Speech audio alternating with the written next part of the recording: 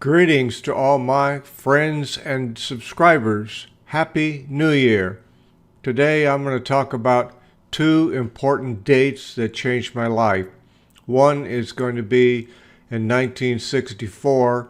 The other is going to be in 1973. Now, the one in 1964 is all about the United States Marine Corps. The one in 1973 is all about the Lord Jesus Christ and me being converted.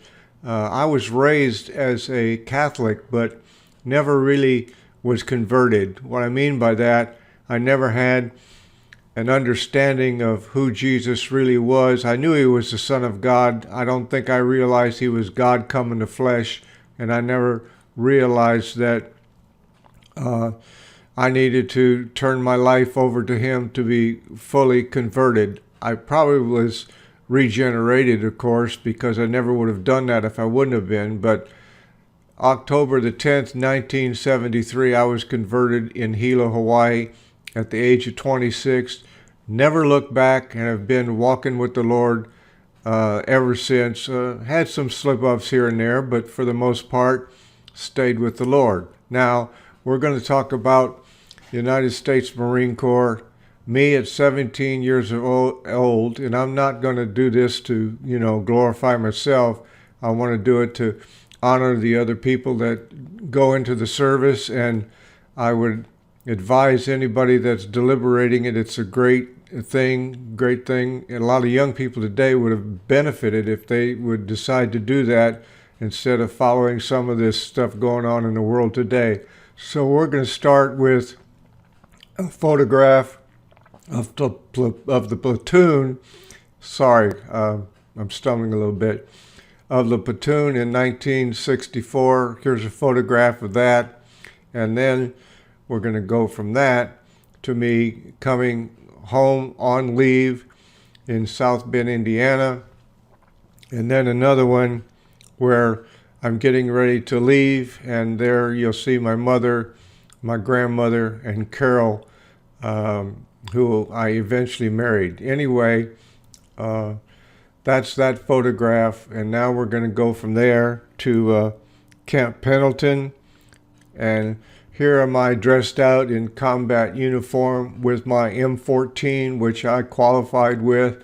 It's a great weapon, probably a lot heavier than what they use today, but it was a good weapon. Shot a NATO round. Anyway, then here's my 3.5 rocket launcher. I loved firing this thing. It was a blast. Now, one thing about a 3.5, you don't ever want to stand behind one of those things unless you want to lose your head.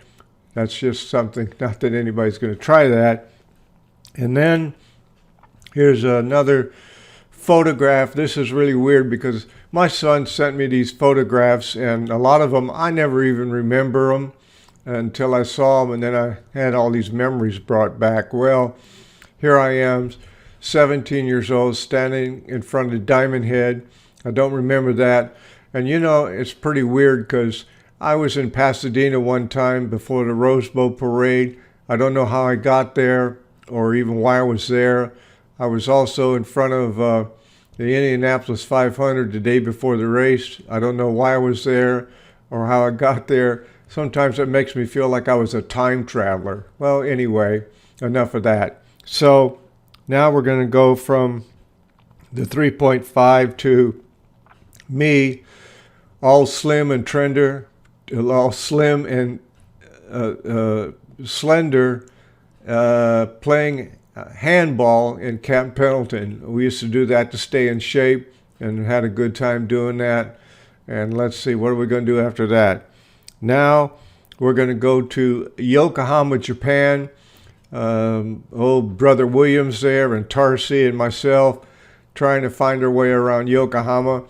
Now, that was a strange kind of situation because I don't know how I ever got back on the ship. I don't even know how, I think I was drinking some Japanese beer and probably got pretty messed up. Anyway, somehow I ended up back on the ship on the way to Okinawa, and that's the next picture you're going to see.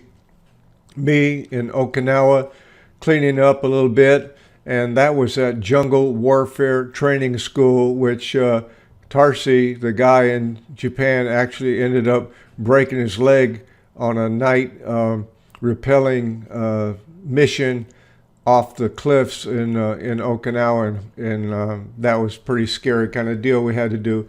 A lot of stuff we had to do, learn about, explosives and claymore mines and jungle warfare. Now, I never ended up going to Vietnam from there. Some of the guys did, but I didn't in any way.